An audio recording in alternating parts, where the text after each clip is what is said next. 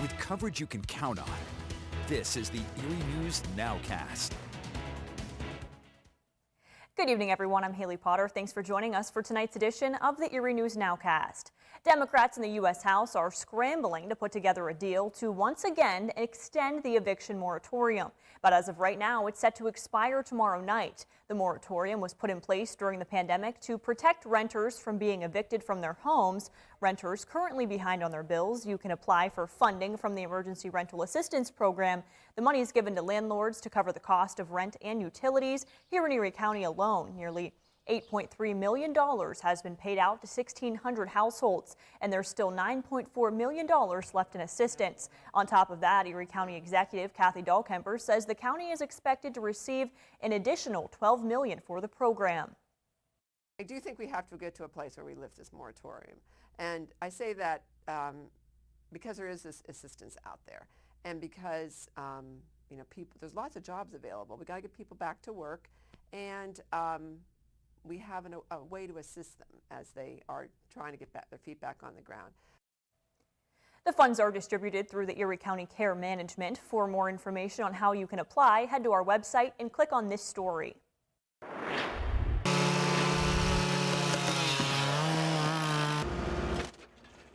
This was the scene today after a tornado touched down in Crawford County outside of Concrenton. It caused thousands of dollars in damage, destroying parts of several farms. But today, the community came together to clean up the debris. About 50 family members and friends converged on Fowler Road today, ready for a long day of work. With heavy equipment and plenty of back-breaking work, they set about cleaning the Fowler farm, trying to undo the damage. All day, community members cut down uprooted trees, cleared the brush and debris, and burned hundreds of bales of hay, all ruined during the storm. Family members say they're encouraged by all the support, but it's still disheartening to see their property destroyed.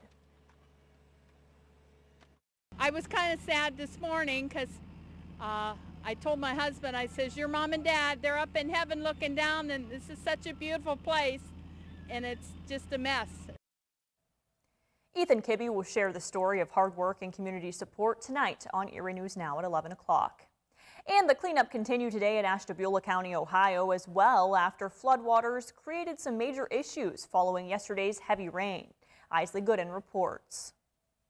After severe rain and flooding, a substantial amount of water was left in this Ashtabula neighborhood. Ashtabula residents have been dealing with this for years. We've experienced it really bad about 7 years ago. We got, I think, 30 inches of water within an hour or something like that. Yesterday, I think it was within 90 minutes, it was almost 5 inches. Many residents lost prized possessions and memories. Kyle Jones showed the damage he was left with after floodwater subsided. I mean, anytime you deal with this stuff, you lose a lot of items, but they're material things, so you kind of deal with it. It's the cost of having to worry about putting stuff down there and then cleaning and removing stuff to ensure that nobody's going to get sick from leftover materials that are left behind from something like this. Fire Chief Sean Gruber says there isn't much homeowners can do to avoid damage. Basements were completely filled with water, which usually what you can do there is just pull the meters on the house because there's no way of safely getting down to the electric panel. As cleanup continues, agents are actively estimating the cost. It varies home to home, some maybe just a couple little inches, some 2 feet, maybe a little bit more. A lot of personal contents lost, things of that nature. Some say insurance won't even cover it. This isn't covered because it was caused off premises. I'm still working with them to hopefully get some relief. Some want the city to at least look into the problem. They need to look into it to see what they can do because this is an ongoing problem. After numerous incidents of flooding, residents are hoping the city will now take action. In Ashtabula, Isley Gooden, Erie News Now. Thanks, Isley, and more than 173,000 people have been fully vaccinated against COVID-19 right here in our region.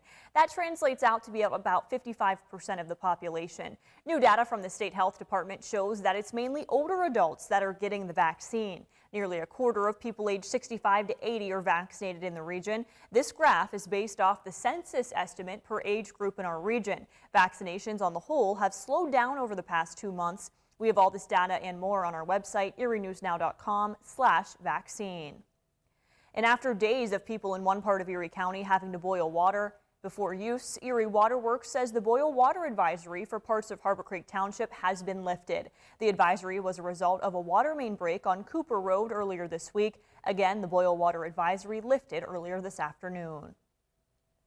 Meantime, we are asking for your help in identifying the person suspected of stealing a wallet from one of our employees.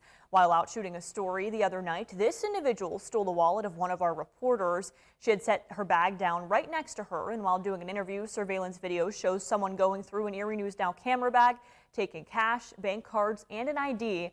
In a matter of 30 minutes, they racked up thousands of dollars worth of items at various online stores. If you've seen this person or think you may know who it is, you're asked to call Mill Creek Police. And we're getting an update tonight on the fate of a local festival set for this fall. The Erie Blues and Jazz Festival will bring the music back to Frontier Park this coming September. The free outdoor festival is set for September 24th through the 26th. Festival organizers are still finalizing the lineup, which will feature regional, national, and international music talent. The festival usually takes place in August, but was moved for this year.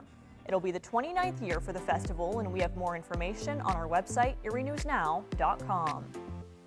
Thanks for joining us for the Erie News Nowcast. Join us for our next news at 10 p.m. on the CW and 11 p.m. on WICU and WSEE. Have a great night.